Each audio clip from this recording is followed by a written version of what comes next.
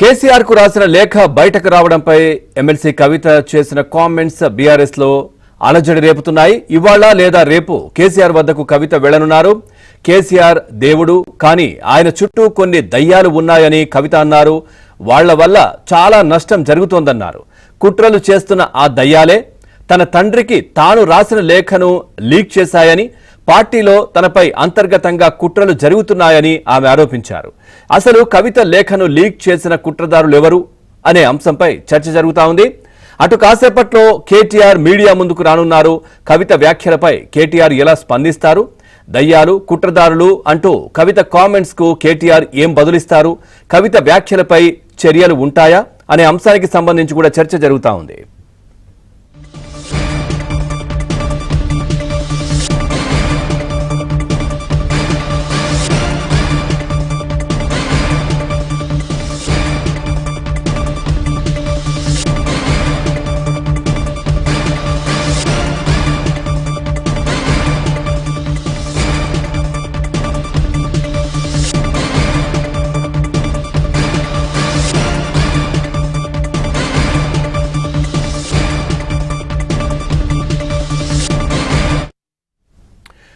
Right, ఇక కేసీఆర్ కు రాసిన లేఖ బయటకు రావడంపై ఎమ్మెల్సీ కవిత చేసిన కామెంట్స్ కావచ్చు, మరి కాసేపట్లో కేటీఆర్ కూడా దీనికి సంబంధించి మరి ఏం మాట్లాడబోతున్నారనే అంశానికి సంబంధించి కూడా చర్చ జరుగుతా ఉంది. ఓవరాల్ గా ఈ అంశానికి సంబంధించి మా తెలంగాణ బ్యూరో ఇన్ఛార్జ్ నవీన్ పూర్తి డీటెయిల్స్ అందిస్తారు. నవీన్. పవన్, మొత్తం మీద ఇది బీఆర్ఎస్ పార్టీకి ఒక పెద్ద కుదుపుగానే మనం చెప్పుకోవచ్చు. 2001లో పార్టీ స్థాపించినప్పటి నుంచి పార్టీ అనేక ఆటుపోట్లను అయితే ఎదుర్కొంది. సో అనేక మంది కీలక నేతలను కేసీఆర్ సస్పెండ్ చేశారు. పార్టీ వ్యతిరేక కార్యకలాపాలకు పాల్పడ్డారనేటువంటి అభియోగంతో ఆల నరేంద్ర కావచ్చు, విజయశాంతి కావచ్చు, చాలామంది మాజీ మంత్రులుగా పనిచేసిన వాళ్ళను, అలానే మాజీ ఎంపీలుగా పనిచేసినటువంటి వాళ్ళని చాలామందిని కూడా కేసీఆర్ సస్పెండ్ చేసుకుంటూ వెళ్ళారు. ఎందుకంటే పార్టీని ధిక్కరించి మాట్లాడినటువంటి నేతలను ఎవరిని కూడా కేసీఆర్ పార్టీలో ఆయన సహించలేదు, అలానే తన పక్కన కూడా పెట్టుకోలేదు. సో ఇప్పుడు ఏకంగా కేసీఆర్ పైనే, పార్టీ పైనే కవిత గురిపెట్టారు. సో ఇప్పుడు ఆమె నిన్న చెప్పాల్సినటువంటి మాటలన్నింటినీ కూడా కుండబద్దలు కొట్టినట్టు చెప్పారు.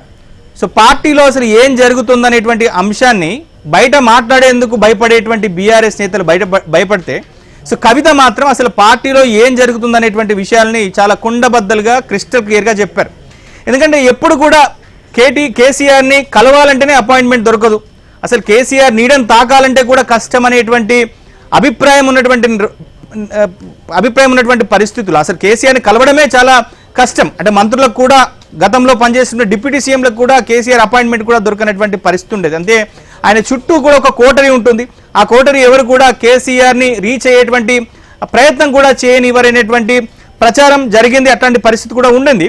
సో ఇప్పుడు కవిత కేసీఆర్ కుమార్తెనే బయటికి వచ్చి అసలు కేసీఆర్ దగ్గర ఎట్లాంటి పరిస్థితి ఉంది, పార్టీలో ఎట్లాంటి పరిస్థితి ఉంది, ఎంతమంది కుట్రదారులు ఉన్నారు, ఎట్లాంటి కుట్రలు జరుగుతున్నాయటువంటి అంశాన్ని ఆమె నిన్న క్లియర్గా చెప్పేశారు.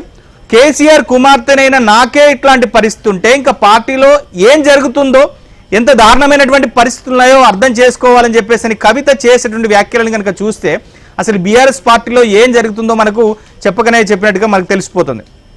మొత్తం మీద ఇక కవిత చెప్పాల్సింది చెప్పేసింది. ఆ లేఖ తానే రాశానని చెప్పింది, పార్టీలో ఏం జరుగుతుంది చెప్పింది, కేసీఆర్ చుట్టూ జరుగుతున్నటువంటి తతంగం అంతా కూడా చెప్పేసింది.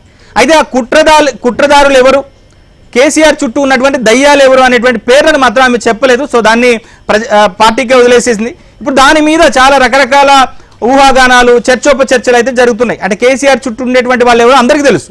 మన దయ్యాలు వాళ్ళేనా, ఆ కుట్రదారులు వాళ్ళేనా, కవితను కావాలని బలవంతంగా పార్టీ నుంచి వెళ్ళగొట్టేటువంటి ప్రయత్నాలు చేస్తున్నారా అనేటువంటి చర్చ అయితే ప్రస్తుతానికి మొదలైంది.